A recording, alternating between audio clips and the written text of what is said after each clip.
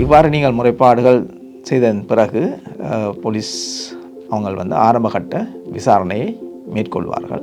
ஆரம்பகட்ட விசாரணையில் சாட்சியங்கள் இருக்கின்றதா இல்லையா என்பதை மிகவும் துல்லியமாக கவனிப்பார்கள். ஆகவே இவ்வாறான குற்றச்செயல்களுக்கு மிகவும் முக்கியமான விடயம் சாட்சியங்கள்.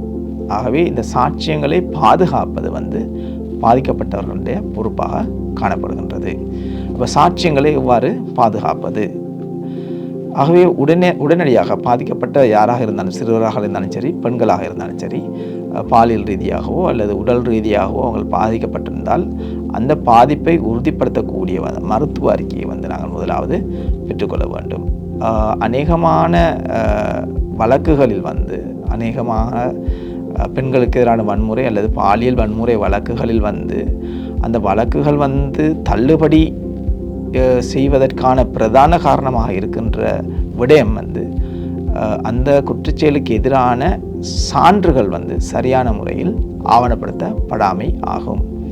ஆகவே பாதிக்கப்பட்ட நபர் தன்னுடைய நீதியை பெற்றுக்கொள்ள வேண்டுமாக இருந்தால் அந்த சான்றுகளை பாதுகாக்க வேண்டும். அந்த பாதுகாக்க வேண்டிய பொறுப்பு பாதிக்கப்பட்ட நபருக்கோ அல்லது அவருக்கு ஆதரவளிக்கின்ற நிறுவனம் அல்லது அந்த சொந்தக்காரர்களுக்கு அந்த பொறுப்பு காணப்படுகின்றது. எனவே முதலாவது நீங்கள் செய்ய வேண்டிய விடயம் உடனடியாக போலீஸ் நிலையத்துக்கு முறைப்பாடுகளை செய்ய வேண்டும்.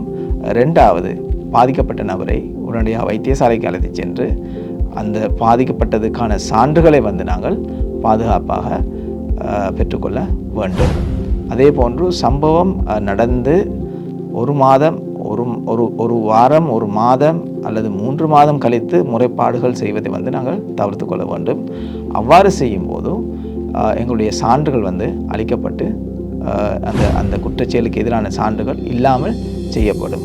இந்த குற்றச்செயலுக்கான எங்களுடைய சான்றுகளை நாங்கள் பாதுகாப்பது எவ்வளவு விரைவாக செய்ய முடியுமோ அவ்வளவு விரைவாக செய்வது சிறப்பாக காணப்படும். ஆகவே